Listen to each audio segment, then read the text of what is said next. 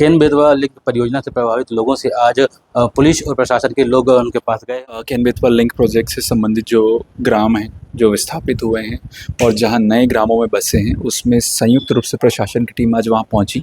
पिछले कुछ समय से लोगों के द्वारा लगातार जो बिंदु उठाए गए थे, उसके आधार पर लगभग 3 बार इसमें सर्वे हो गया है।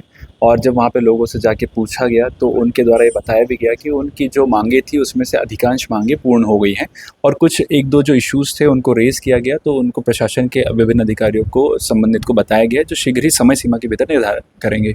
चूँकि देखने में आया है कि पिछले कुछ समय से लोग अनावश्यक जो स्कीम के बिंदु नहीं हैं, उन बिंदुओं पर लोगों को बरगला कर लेके आ रहे हैं और अन्य ज़िलों से भी यहाँ पे लेके आ रहे हैं। इसलिए ग्राम-ग्राम जाके लोगों को बताया जा रहा है कि क्या उनका अधिकार है, अगर उनको कोई समस्या हो रही है तो सीधे हमसे बात कर सकते हैं। आज इसी तारतम्य में लगभग 4 ग्राम में वहाँ पे जाके लोगों से गाँव में, घरों में भी जाके पूछा गया और उनकी संतुष्टि की गई।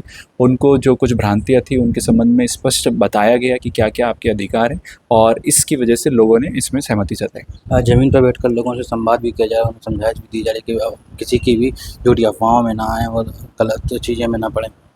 निश्चित तौर पे चूँकि ये बहुत ही अति महत्वाकांक्षी योजना है जो बुंदेलखंड, मध्य प्रदेश और उत्तर प्रदेश दोनों राज्यों में आता है और सूखा प्रभावित है, तो जब ये दोनों नदियाँ जुड़ जाएंगी और इनकी नहरें वहाँ तक पहुँचेंगी तो इस क्षेत्र में बहुत खुशहाली आएगी और जो खेती किसानी करते हैं उनको काफ़ी लाभ इसमें होगा।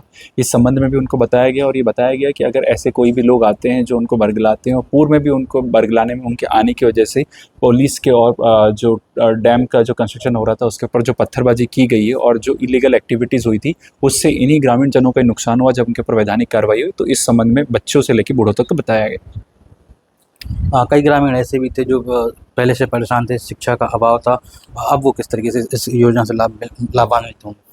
जैसे कि आज हम जब वहाँ पर गए और हमने लोगों के घर देखे तो पहली बार लोगों ने अपने पक्के घर बनाए हैं। जो वहाँ झाड़ फूँक के घर में रहते थे और बारिश में बहुत परेशान रहते थे, उनको ये परिवर्तन आया। कई लोगों ने जनरेशन्स वहाँ पे पढ़ाई नहीं करी क्योंकि बहुत नदी के पार वो था और बारिश में कई गाँव कट भी जाते थे। तो सभी लोग जो उनका आर्थिक रूप से जो उनकी अगली पीढ़ी को उनको भी जो फ़ायदा होगा इसके बारे में बताया गया और उन्होंने खुद ने अपनी तरफ से भी बताया कि हम लोग इस तरह से लाभान्वित हो रहे हैं। तो ये काफ़ी सकारात्मक माहौल रहा और लगातार इन गाँवों में जाते जाएंगे और जो भी कोई समस्या आएगी उसका समाधान किया जाएगा, जिससे कि किसी और के बरगलाने में आमजन ना आए।